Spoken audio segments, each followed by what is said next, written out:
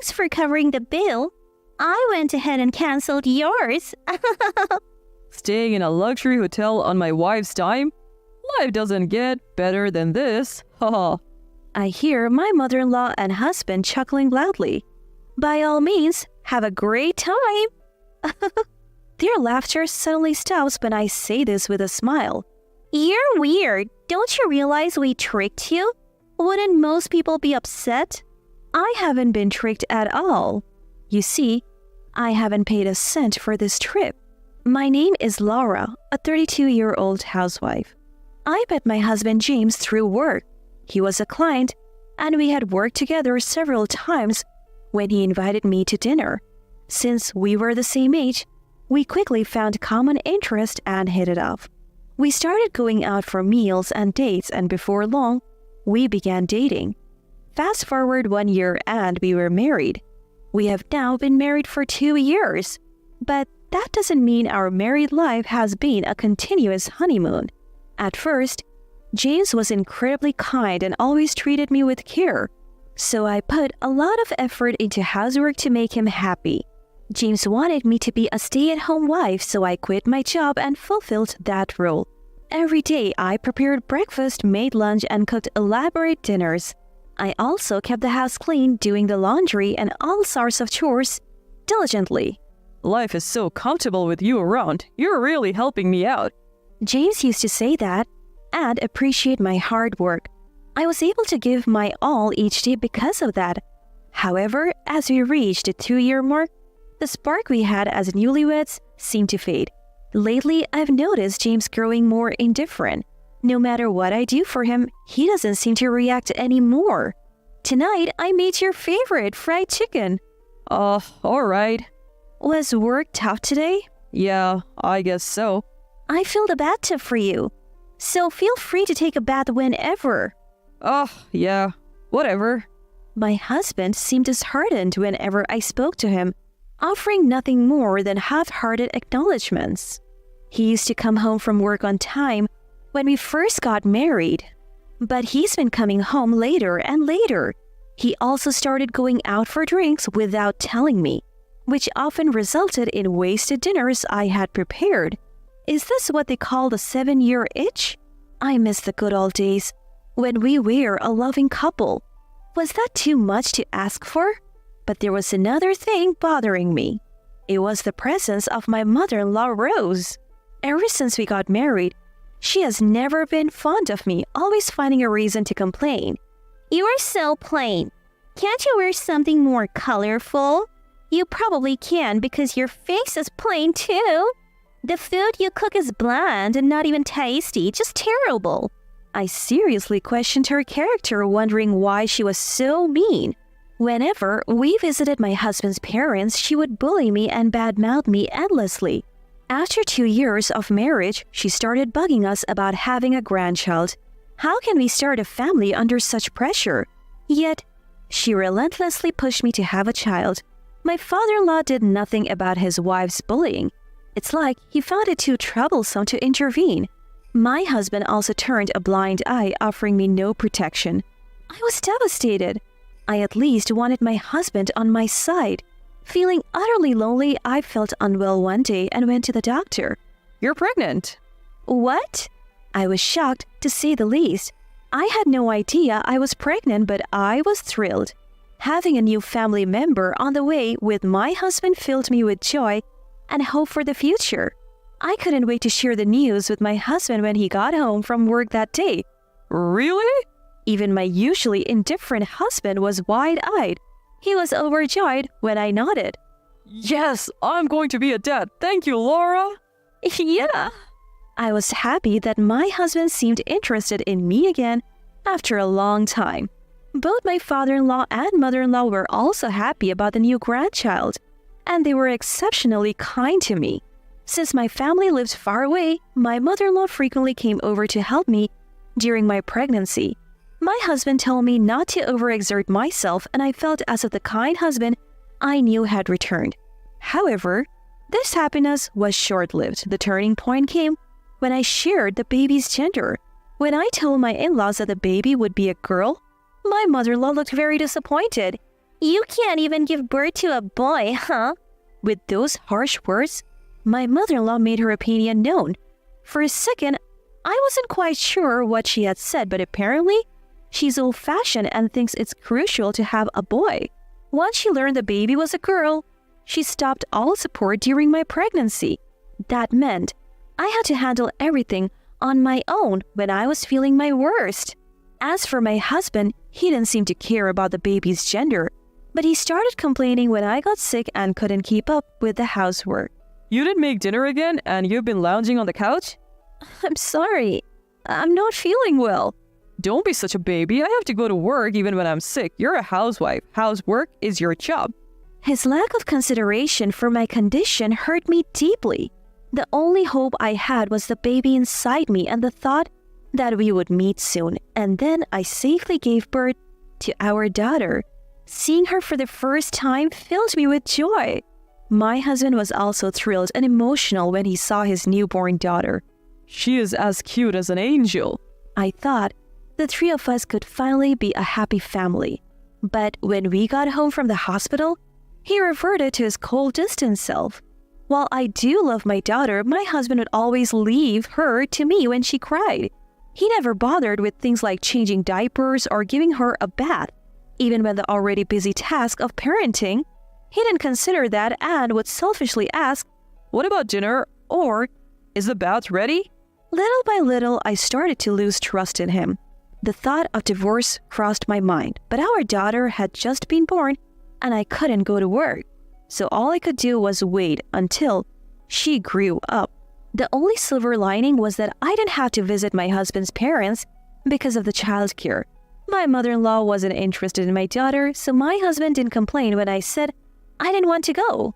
Time flew by while I was focused on raising my daughter, and before I knew it, she turned 3. As she started talking, my husband became more interested in her. Though our relationship had cooled, I appreciated his effort as a father, but something started to bother me. Over the past year, he had been acting strangely. He started caring more about his appearance. He used to just let his hair grow out until I told him to get a haircut. Lately, though, he's been going to the salon himself and getting stylish haircuts. He's also started wearing cologne and has been shopping for clothes like crazy. I wouldn't mind if he just took an interest in fashion, but he's always so restless. And he's been spending more time on his phone lately. Is he cheating on me? So I started watching him more closely. One day, while he was in the bathroom, his phone was left on the table and it dinged with a new message. I was shocked when I saw the message on the screen. It was from a woman named Jennifer saying, "Looking forward to seeing you tomorrow night," accompanied by a lot of heart emojis. I thought he was supposed to be going out for drinks with his co-workers tomorrow.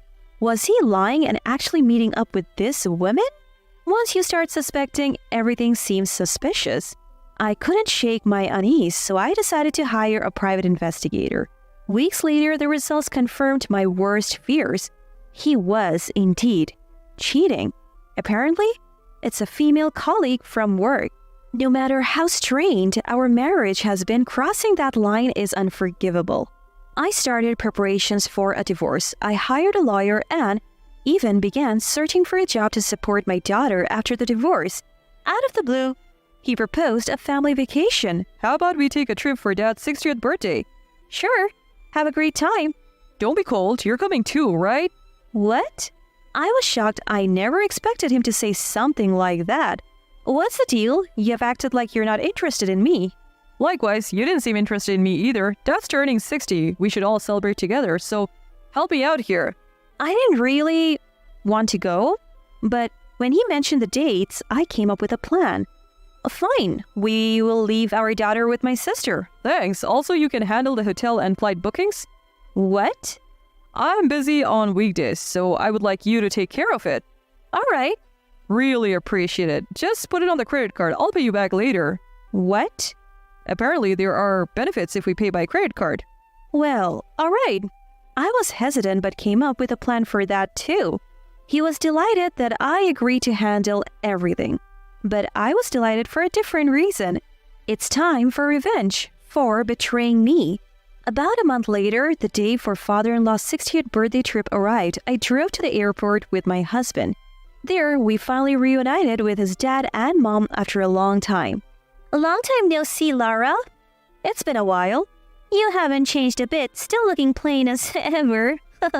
And Rose, you're still carrying extra weight. As I see that, the expression in my husband's family goes stiff. What the heck? You can't just say that, how rude. You need to apologize to Mom. Will Rose apologize to me for calling me plain? Why would I apologize? I just stated the facts. So did I. Hey, enough. Don't insult Mom. At this point, I had nothing to lose, so I wasn't hesitant to pick a fight with my mother-in-law. Oh, could it be that you're not overweight but actually pregnant? You look about the same size as when I was pregnant. My apologies for the mistake. What's wrong with you? We haven't seen each other in ages and this is how you talk to me? And you can't even have a son? I really could care less if you call me useless, but for the record, I'm not showing like you are, Rose. I keep provoking her and my mother-in-law storms off saying, I can't stand to look at your face anymore. My husband says, Cool it. Take some time to clear your head. And walks away with his parents. With a few hours to kill before the flight, they probably went to some cafe. I was relieved to have some time to myself, so I hung out at a coffee shop. Then my husband texts me. Come to the gate soon. When I arrive, I see my mother-in-law leaning on my father-in-law. What's going on? I ask my husband. She got dizzy from being so angry at you. He says, Could you get some motion sickness pills? She might get sick on the flight. Right now? Won't we miss the flight? We're fine. I'll watch your bags. Go get it. All right. I step away, suspicious. Understanding they were up to something, I moved just out of sight and then went upstairs to observe my husband and his parents from the second floor. Sure enough, my mother-in-law immediately moved away from my father-in-law and was cheerfully chatting and laughing with my husband. Faking it, huh? My husband and his parents then left my bags right there and headed for the gate. I quickly went back to collect my bags. Can't just leave them, they'll get stolen. A few minutes later, my husband called me. I answered the phone while watching them disappear through the gate. Where are you? We decided to go without you. What?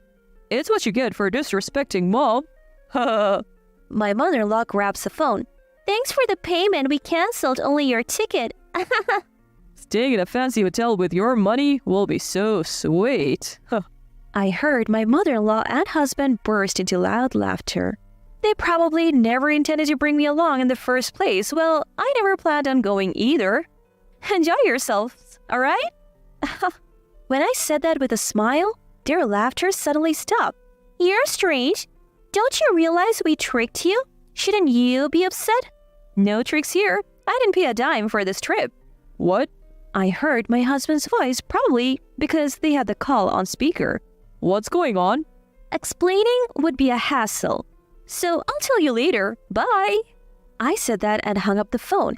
Then I immediately left the airport and hit the road. I headed to the new rental condo I had secured. Boxes were already there and my sister and her husband were waiting for me. While I was at the airport with my in-laws, they had moved all my belongings for me. I was beyond grateful, especially since they also took care of my daughter. Once we started unpacking in the new place, we were done in no time. As a thank you, I took my sister and her husband to a steakhouse and we all enjoyed a nice meal. My husband kept calling, but I ignored it. The next day, he called again around noon, so I finally answered. Hey, were you lying yesterday? I enjoyed a suit in your place. Sure, why wouldn't you? It's already paid for. What? What are you saying? I changed the account where my credit card payments get drawn from to our joint account. And I moved all the money I put in there to my own account. So what does that mean? Basically, the trip was paid for with the money you put in that account. What? So I paid for it? Yes, exactly. You have got to be kidding. How much did it cost? Plane tickets and all, maybe around $5,000 for 4 adults. Why 4? Only 3 of us went on the trip. Last-minute cancellations don't get refunded, you know. My husband was speechless over the phone. Why would you do this? Do you hate me? It's not about hate, it's just a little payback for the man who cheated. What? I have evidence of your affair, just so you know." He gasped in disbelief. "Prepare yourself for a divorce, alimony, and child support." You can't be serious. "You brought this on yourself. From now on, we'll communicate through lawyers." I said that and hung up on him. After that, I hired a lawyer to handle various procedures. The divorce went through smoothly, and I got compensation from my husband and his affair partner. I switched the credit card payment back to my account after the travel expenses were paid. Of course, I'm also demanding child support from my husband. It seems he couldn't cover the payments with his own earnings and savings, so he borrowed money from parents-in-law. Parents-in-law also apparently drained all their savings by covering their son's debt. Now, my husband has moved back in with his parents and they seem to be living a poor life together. Serves them right. I have no intention of letting my daughter meet her ex-father, and I haven't told him where we have moved. Marrying such a terrible man is regrettable, but I'm grateful for the opportunity to have met my daughter. From now on, I plan to live happy days just with my daughter.